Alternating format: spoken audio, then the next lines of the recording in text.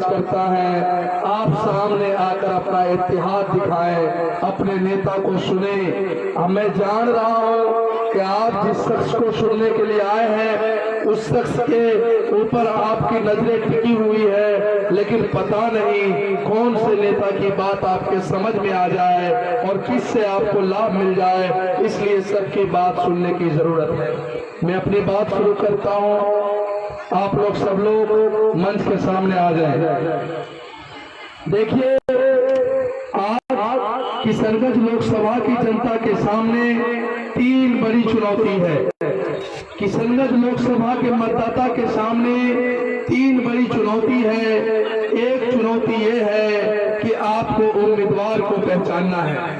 एक चुनौती ये है कि आपको उम्मीदवार को पहचानना है, तो आपको उम्मीदवार को पहचानने के लिए क्या करने की जरूरत है।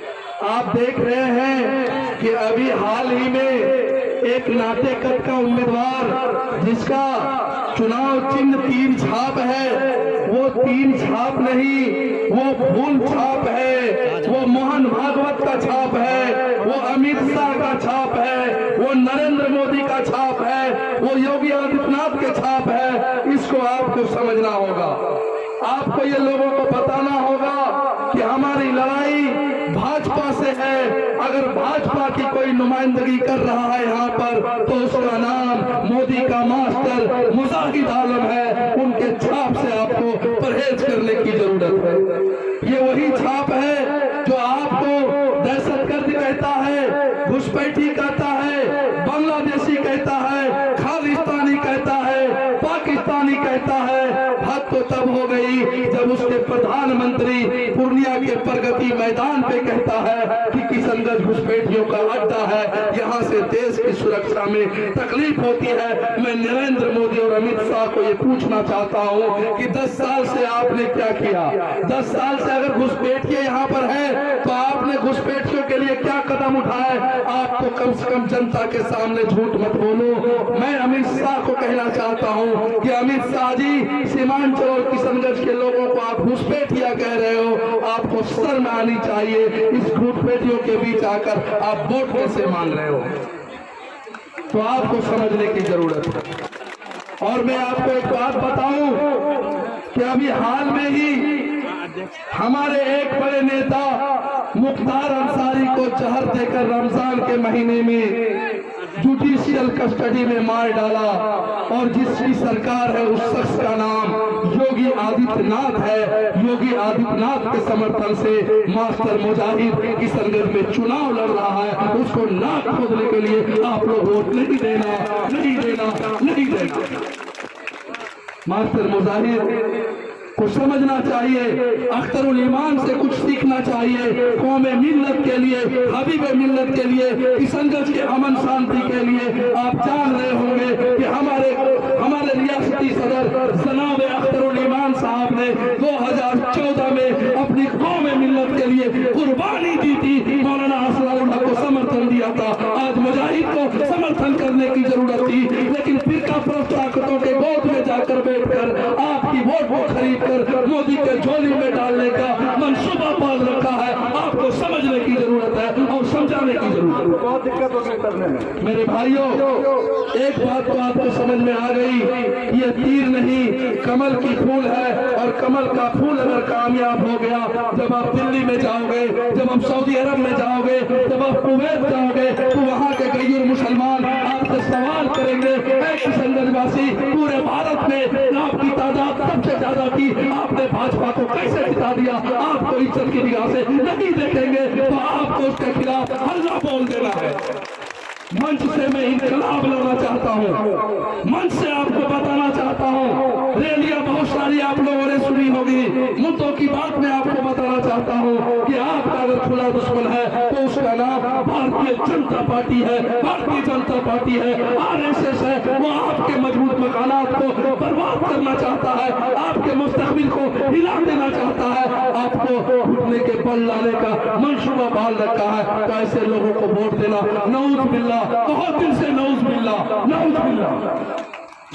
दूसरी तरफ एक शख्स चुनाव लड़ रहा है, उस शख्स का नाम डॉक्टर जावेद साहब है।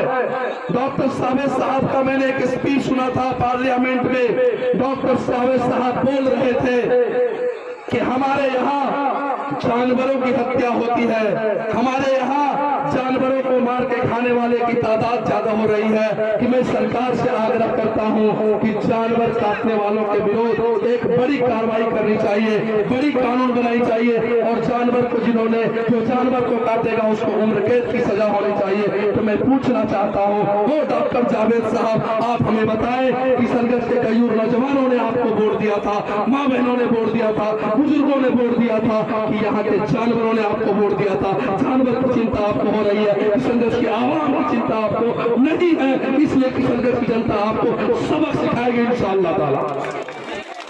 आपको मैं एक बात बताने जा रहा हूँ, गौर से उस बात को सुनिएगा।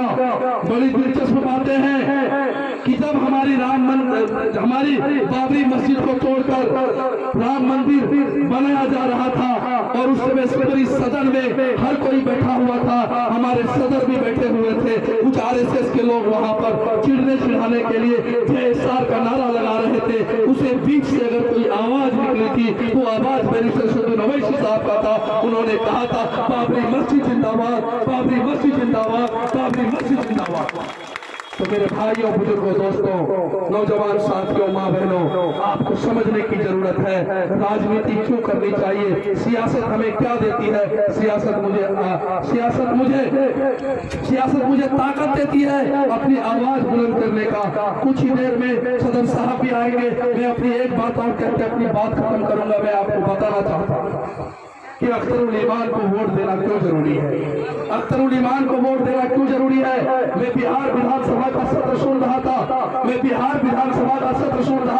अख्तरुल ईमान साहब की जब बारी आई, अख्तरुल ईमान साहब ने उस मुद्दे पर बोला। वो मुद्दा क्या था मैं आपको समझा रहा हूँ, आप समझने का कोशिश कीजिएगा। नीतीश की सरकार, जिस नीतीश की सरकार के टिकट पर मात्र मुजाहिद, मोदी का मुजाहिद चुनाव लड़ रहा है, उसी नीतीश की सरकार ने एक ऑर्डर पास किया।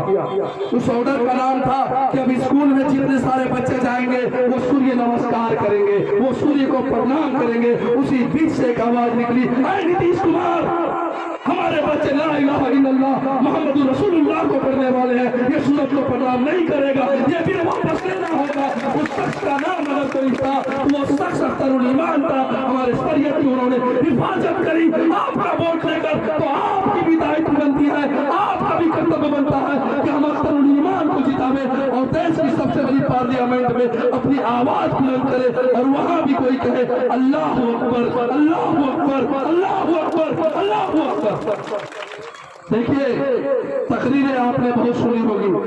वोट क़यादत के लिए डालिए, वोट इबादत के लिए डालिए। आपको मैं एक बात समझाने की कोशिश और करूंगा कि देखिए, अगर एक नौजवान का एक हाथ कट जाए तो वो दूसरे हाथ से निवाला खा लेगा, दूसरा हाथ भी कट जाए तो अपने पैर से निवाला खा लेगा। अगर दोनों हाथ दोनों पैर कट जाए तब भी वो जिंदा रहेगा, किसी न किसी तरीके से निवाला खा लेगा। अगर गर्दन कट जाए तो वो लाश हो जाएगा। अपनी गर्दन बचाने के लिए अख्तरुल ईमान को सदन में भेजने की जरूरत है, अख्तरुल ईमान को सदन में भेजने की जरूरत है।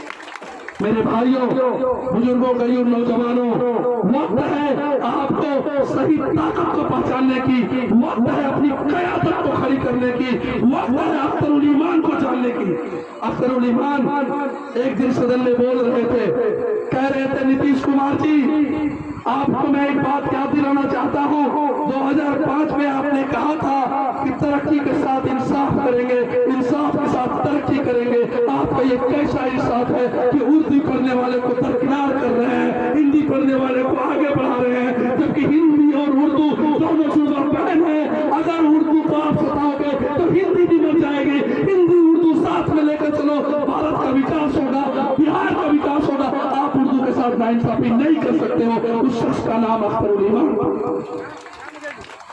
और मैं अररिया से आया हूँ, अररिया का जिला अध्यक्ष हूँ। 1 साल हुआ है मुझे इस पार्टी को ज्वाइन किए हुए। मैं अररिया का एक वाक्य बताकर अपनी बात को खत्म करूंगा। अररिया के सीखती थाना क्षेत्र में लेटी बारूदा गांव है। लेटी बारूदा गांव में एक शहबाज नाम का लड़का शेरशाहवादी समाज से था। वो समाज रमजान के महीने में दही लेने के लिए गया, एसएसबी के नौजवानों ने उसे लिंचिंग करके मार डाला, मार डाला, मार डाला। और वहां पर कोई पहुंचा तो शख्स सलामत करोड़ ईमान था।